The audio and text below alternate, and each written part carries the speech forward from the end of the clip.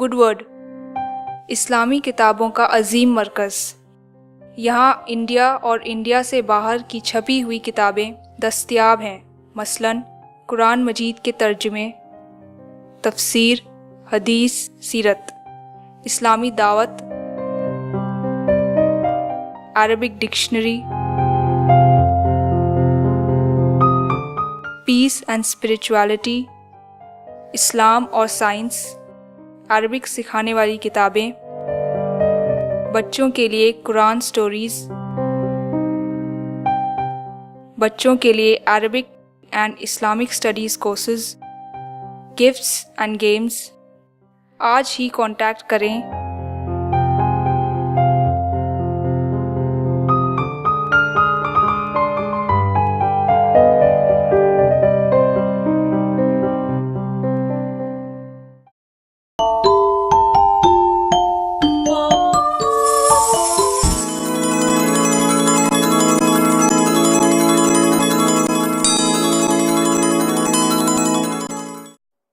بسم اللہ الرحمن الرحیم۔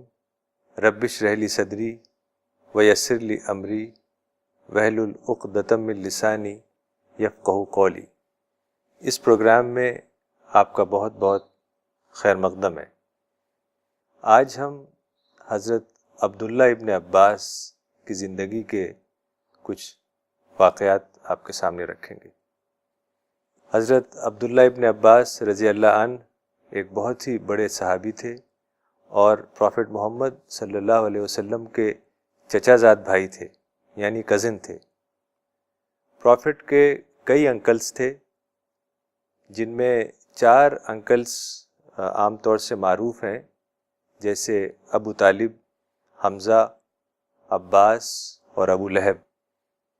ابو طالب وہ انکل تھے جنہوں نے پروفٹ کا بہت ساتھ دیا، چونکہ جب پروفٹ محمد صلی اللہ علیہ وسلم پیدا ہوئے تو اس سے کچھ مہینے پہلے پروفٹ کے فادر عبداللہ کا انتقال ہو گیا تھا۔ اس وجہ سے پروفٹ کی پرورش پروفٹ کے دادا یعنی عبد المطلب نے کی، اور پھر کچھ سالوں کے بعد عبد المطلب کی ڈیتھ ہو گئی، تو اس کے بعد ابو طالب نے پروفٹ محمد صلی اللہ علیہ وسلم کی پرورش کی اور ان کو اپنے ساتھ رکھا۔ اور جب قرآن نازل ہونا شروع ہوا، پروفٹ محمد کو پیغمبر بنایا گیا اور پروفٹ نے اپنا مشن مکہ میں شروع کیا، تو اس وقت جو وہاں ٹرائب تھی جس کے پاس پاور تھا، یعنی قریش ٹرائب، اس نے بہت ہی طرح طرح سے پروفٹ محمد صلی اللہ علیہ وسلم اور جو آپ کے ساتھی تھے ان کو ستانا شروع کیا۔ تو اس وقت ابو طالب نے پروفٹ کا بہت ساتھ دیا، اور ابو طالب کی سپورٹ کی وجہ سے ہی پروفٹ مکہ میں کچھ عرصے کام کر سکے۔ تو پروفٹ کے جو یہ 4 انکلز ہیں، ابو طالب، حمزہ، عباس اور ابو لہب، یہ معروف ہیں، لیکن کتابوں میں آتا ہے کہ پروفٹ کے تقریباً 10-11 انکلز تھے۔ تو حمزہ جو دوسرے انکل تھے وہ پروفٹ کے ہم عمر تھے، تقریباً ان کی عمر اور پروفٹ کی آس پاس تھی، اور عباس بھی پروفٹ سے 2-3 سال بڑے تھے۔ اور جو چوتھا نام آتا ہے وہ ابو لہب کا آتا ہے۔ ابو لہب حالانکہ پروفٹ کا انکل تھا، لیکن وہ پروفٹ کا بہت ہی بڑا دشمن بھی تھا۔ تو یہ 4 انکلز عام طور سے آپ سنتے ہیں جن کے نام ابو طالب، حمزہ، عباس اور ابو لہب۔ تو حضرت عباس جو پروفٹ کے انکل تھے، ان کے بیٹے تھے حضرت عبداللہ ابن عباس، اور حضرت عبداللہ ابن عباس کی ماں کا نام تھا ام الفضل لبابہ۔ کتابوں میں آتا ہے کہ حضرت خدیجہ جو کہ سب سے پہلے اسلام لائی تھیں، جب قرآن نازل ہوا تو سب سے پہلے اسلام میں داخل ہونے والی خاتون خدیجہ تھیں، اور خدیجہ کے بعد، حضرت خدیجہ کے بعد ام الفضل کا نام آتا ہے، جو حضرت عبداللہ ابن عباس کی والدہ تھیں۔ یعنی حضرت عبداللہ ابن عباس کی والدہ ام الفضل نے حضرت خدیجہ کے بعد اسلام قبول کیا۔ حضرت عبداللہ ابن عباس کی پیدائش ہجرت سے تقریباً 3 سال پہلے ہوئی تھی۔ ہجرت اس واقعے کو کہتے ہیں جب پروفٹ محمد مکہ سے مدینہ انہوں نے سفر کیا اور مدینہ میں رہنے لگے۔ دراصل جب پروفٹ محمد صلی اللہ علیہ وسلم نے مکہ میں اپنا پیغام لوگوں تک پہنچایا، قرآن کا میسج لوگوں تک پہنچایا، تو وہاں کی جو ٹرائب تھی قریش، وہ آپ کے اگینسٹ ہو گئی، پروفٹ کے اگینسٹ ہو گئی اور طرح طرح سے ستانا شروع کیا۔ دراصل وہ زمانہ قدیم زمانہ تھا، ٹرائبل ایج تھا۔ آج ہم اس کو پوری طرح سے نہیں سمجھ سکتے، چونکہ آج ڈیموکریسی کا زمانہ ہے اور اوپننس ہے اور فریڈم ہے، ریلیجس فریڈم ہے، ہر طرح کی آزادی ہے، تو آپ کوئی بھی اپنا پیغام اگر لوگوں تک پہنچانا چاہیں تو کوئی رکاوٹ نہیں ہے۔ لیکن اس زمانے میں جب کلوزڈ سوسائٹی تھی اور ریلیجس فریڈم نہیں تھا اور انٹالرنس تھی، تو اس کی وجہ سے لوگ اگر کوئی نئی بات سنتے تھے تو وہ مخالف ہو جاتے تھے۔ تو یہی وجہ ہوئی کہ مکہ میں جب پروفٹ محمد نے اپنی بات، قرآن کی بات لوگوں تک پہنچائی، تو سارے جو قریش تھے، جو ٹرائب تھی وہاں کی پاورفل، وہ پروفٹ کے اگینسٹ ہو گئی۔ اور یہاں تک انہوں نے کیا کہ پروفٹ کی فیملی، جس کو بنو ہاشم کہا جاتا ہے، پروفٹ کی فیملی کو مجبور کیا کہ وہ مکہ سے نکل جائیں اور باہر، مکہ کے باہر کہیں چلے جائیں۔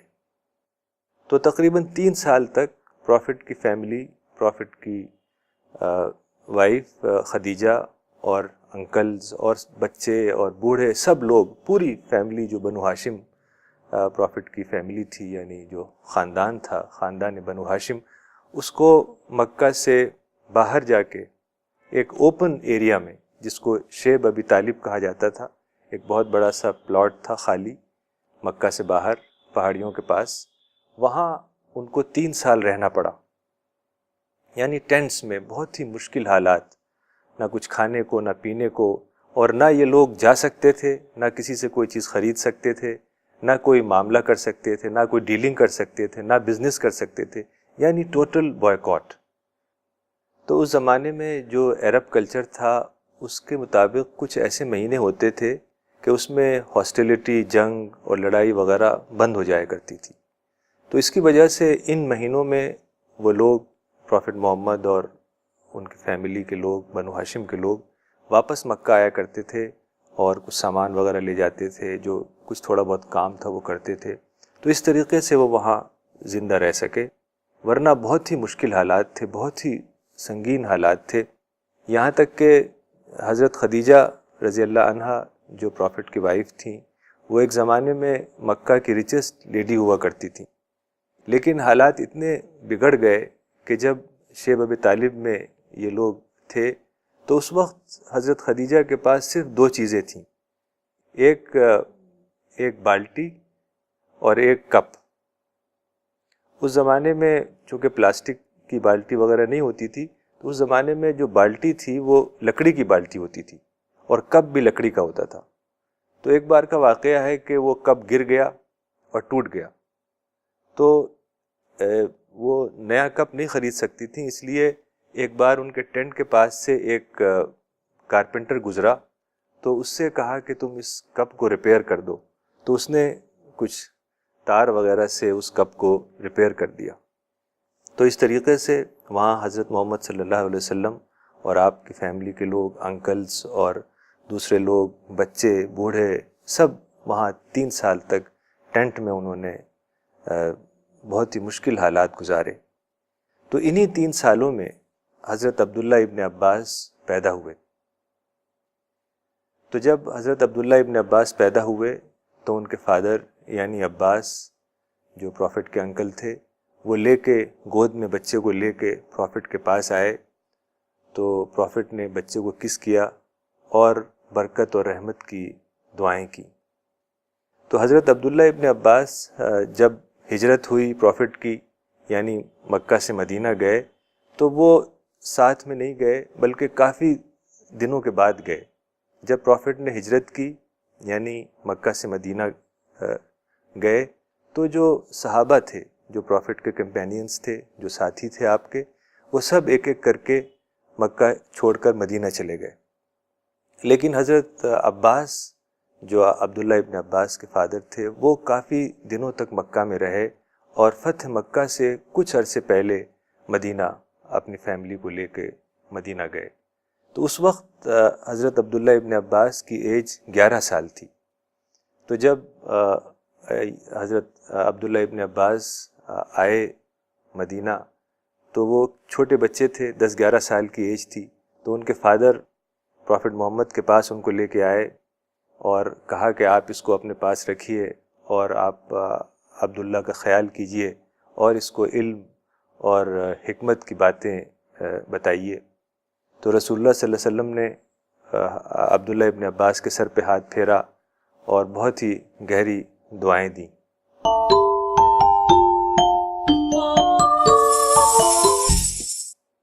تو اس طریقے سے حضرت عبداللہ ابن عباس بچپن سے ہی پروفٹ محمد صلی اللہ علیہ وسلم کے ساتھ رہنے لگے، اور جو چھوٹے موٹے کام ہوتے تھے، جیسے کبھی پروفٹ بھیجتے تھے ان کو کہ جاؤ کسی کو بلا لاؤ، یا کبھی وہ پانی لا کے رکھ دیتے تھے جب پروفٹ وضو کرتے تھے، تو اس طریقے سے چھوٹے موٹے کام بھی کرتے تھے اور علم اور دین کی باتیں سیکھتے تھے۔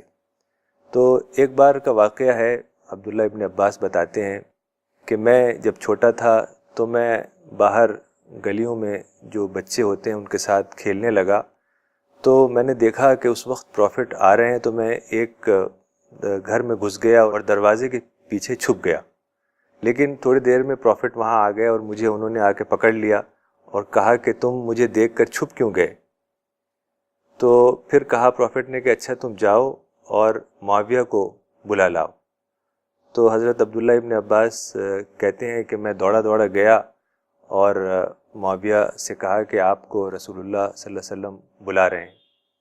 غالباً ہو سکتا ہے کہ حضرت معاویہ چونکہ کاتب وحی تھے، اس لیے رسول اللہ صلی اللہ علیہ وسلم نے ان کو بلوایا ہو کچھ لکھوانے کے لیے، چونکہ جب بھی قرآن نازل ہوتا تھا، قرآن ریویل ہوتا تھا، یعنی قرآن ریویلیشن کا یہ طریقہ تھا کہ قرآن ایک فرشتے کے ذریعے پروفٹ، ایک فرشتہ قرآن کا کچھ حصہ لے کے پروفٹ کے پاس آتا تھا اور ان کو یاد کرا دیا کرتا تھا، اور اسی وقت پروفٹ اس کو لکھوا لیا کرتے تھے۔ تو ہمیشہ پروفٹ کے پاس کچھ لوگ ہوتے تھے جو قرآن کو لکھا کرتے تھے، فوراً جیسے ریویل ہوا ویسے لکھ لیا، تو انہیں کاتب وحی کہا جاتا تھا۔ تو حضرت معاویہ بھی ایک کاتب وحی تھے، تو ہو سکتا ہے کہ رسول اللہ صلی اللہ علیہ وسلم نے اس وقت حضرت معاویہ کو اس کام کے لیے بلایا ہو۔ تو رسول اللہ صلی اللہ علیہ وسلم کی ایک بیوی تھیں جن کا نام میمونہ تھا، جو کہ حضرت عبداللہ ابن عباس کی خالہ تھیں، اور حضرت عبداللہ ابن عباس کو یہ بہت ہی مانتی تھیں۔ تو اکثر حضرت عبداللہ ابن عباس اپنی خالہ کے گھر میں رہتے تھے اور پروفٹ سے علم اور قرآن کی باتیں اور دین کی باتیں سیکھتے تھے۔ اور ایسے ہی ایک بار کا واقعہ حضرت عبداللہ ابن عباس بتاتے ہیں کہ میں پروفٹ کے پیچھے نماز پڑھنے لگا، تو پروفٹ نے اپنا اور ایسے ہی ایک بار کا واقعہ حضرت عبداللہ ابن عباس بتاتے ہیں کہ میں پروفٹ کے پیچھے نماز پڑھنے لگا، تو پروفٹ نے مجھے اپنے ہاتھ سے پکڑ کے آگے کر لیا، اپنے برابر میں کھڑا کر لیا، اور جب نماز ختم ہوئی تو پروفٹ نے کہا کہ تم شرما کیوں رہے تھے، تم پیچھے کیوں نماز پڑھ رہے تھے؟ تو حضرت عبداللہ ابن عباس نے کہا کہ آپ رسول اللہ ہیں اور کسی کے لیے مناسب نہیں کہ وہ آپ کے ساتھ کھڑا ہو کے نماز پڑھے۔ تو پروفٹ مسکرائے اور ان کو کافی دعائیں دیں۔ اسی طریقے سے ایک اور واقعہ حضرت عبداللہ ابن عباس بتاتے ہیں کہ ایک بار رات کے وقت پروفٹ محمد اٹھے نماز کے لیے، تو میں نے ایک مشکیزے میں پانی لا کے ان کے پاس رکھ دیا۔ مشکیزہ ایک لیدر کا بیگ ہوتا تھا جس میں پرانے زمانے میں پانی رکھا جاتا تھا۔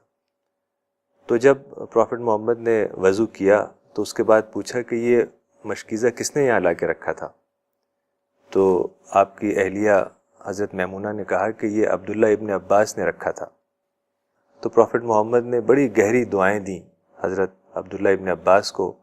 کہا کہ اللہم فقہہ فی الدین وعلمہ التاویل، کہ اے اللہ تو عبداللہ ابن عباس کو دین کی گہری سمجھ عطا فرما اور اس کو وزڈم عطا فرما، حکمت عطا فرما.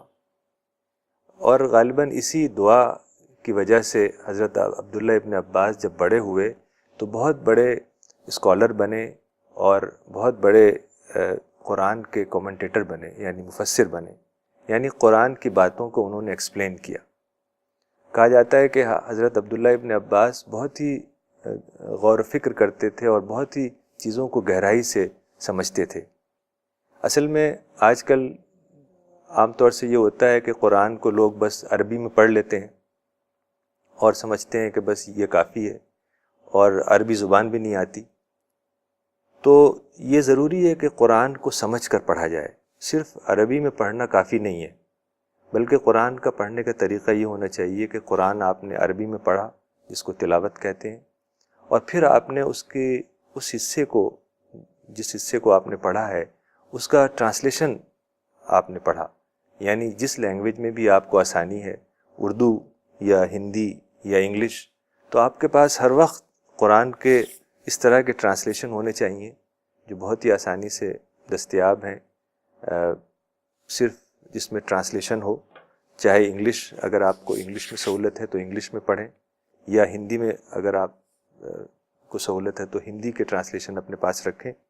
تو ہمیشہ آپ قرآن کا ترجمہ اپنے پاس رکھیں اور قرآن کو گہرائی سے پڑھنے کی کوشش کریں. تو قرآن کے پڑھنے کا طریقہ یہ ہے کہ پہلے آپ نے عربی میں پڑھا اس کو، پھر اس کا ٹرانسلیشن پڑھا، اور پھر جو تیسرا مرحلہ ہے، جو تیسرا اسٹیپ ہے، جو بہت ہی اہم ہے.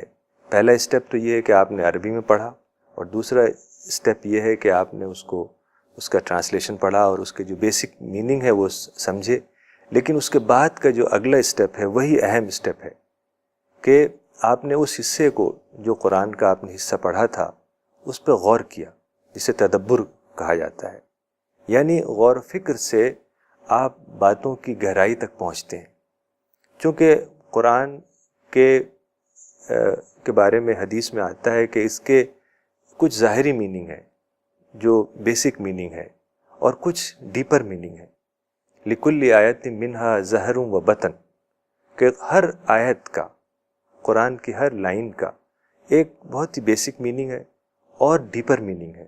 تو اگر آپ اس پہ غور کریں گے اور گہرائی سے سوچیں گے تو جو ڈیپر میننگ ہے، جو ریئل میننگ ہے اس کا، وہ لیئر اپون لیئر آپ کے اوپر کھلتے جائیں گے. حضرت عبداللہ ابن عباس نے کہا کہ قرآن کا ایک چیپٹر میں پڑھوں سمجھ کر، وہ بہتر ہے میرے لیے کہ میں ساری رات نماز پڑھتا رہوں. یعنی قرآن کا چیپٹر سمجھیں آپ، اور اس پہ پھر گہرائی سے اس کے اوپر غور و فکر کریں، اور پھر جو اس سے جو لیسن ملے آپ کو، اس کو اپنی زندگی میں اپلائی کریں. یعنی قرآن ہمیں اس طریقے سے پڑھنا ہے، اس طریقے سے سمجھنا ہے کہ ہم اس کو اپلائیڈ وے میں سمجھیں اور اپنی زندگی میں اپلائی کر سکیں. تبھی قرآن کا جو گہرا فائدہ ہے وہ ہم حاصل کر سکیں گے.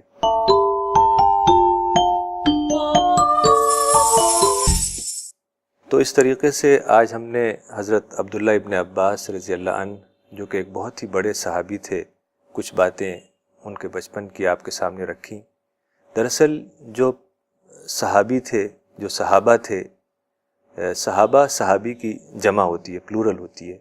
اس کے معنی ہوتے ہیں کمپینین یا ساتھی. جو پروفٹ کے ساتھی تھے، جو ان کے کنٹمپریریز تھے، جنہوں نے پروفٹ کے اوپر ایمان لائے اور پروفٹ کے مشن کو اپنا مشن بنایا اور پروفٹ کا بھرپور ساتھ دیا، انہیں صحابہ کہا جاتا ہے. ان کی تعداد تقریباً 2 لاکھ تھی. اور جب پروفٹ محمد صلی اللہ علیہ وسلم نے ان سے کہا آخری خطبے میں کہ ان اللہ بعثنی رحمت للناس کافتن فعدوا عنی، کہ مجھے اللہ تعالیٰ نے سارے انسانوں کے لیے رحمت بنا کے بھیجا ہے، تو تم میرا پیغام سارے لوگوں تک پہنچا دو۔ تو کتابوں میں آتا ہے کہ اسی وقت صحابہ میدان عرفات سے جب رسول اللہ صلی اللہ علیہ وسلم نے یہ بات کہی تو اسی وقت وہاں سے نکل پڑے۔ کوئی کہیں چلا گیا، کوئی کہیں چلا گیا، کوئی کسی شہر میں چلا گیا، کوئی کسی ملک میں چلا گیا، اور وہاں جا کے انہوں نے اسلام کی باتیں لوگوں تک پہنچائیں، قرآن کی باتیں لوگوں تک پہنچائیں۔ تو اس لیے صحابہ کی جو زندگی ہے وہ ہمیں جاننا بہت ضروری ہے، جو ان کی قربانیاں ہیں وہ جاننا بہت ضروری ہے۔ حدیث میں آتا ہے کہ اصحابی کا نجوم بیئہم اقتدیتم اہتدیتم، کہ میرے صحابی، میرے ساتھی، میرے کمپینینز ستاروں کی طرح ہیں، تم جس کو بھی فالو کرو گے تو تم ہدایت اور گائیڈنس حاصل کر لو گے۔ یعنی ہمیں گائیڈنس اگر حاصل کرنی ہے تو پروفٹ کی زندگی کو سمجھنا ہے اور صحابہ کی زندگی کو سمجھنا ہے، تبھی ہم وہ اس راستے کو اختیار کر سکیں گے جس میں دنیا اور آخرت کی کامیابی کا راز چھپا ہوا ہے۔ تو آج اتنا ہی، انشاءاللہ اگلے ایپیسوڈ میں حضرت عبداللہ ابن عباس کی زندگی کی کچھ اور باتیں آپ کے سامنے رکھیں گے اور دیکھیں گے کہ اس میں ہمارے لیے کیا سبق اور کیا رہنمائی کا سامان ہے۔ تب تک کے لیے خدا حافظ، وآخر دعوانا ان الحمد للہ رب العالمین۔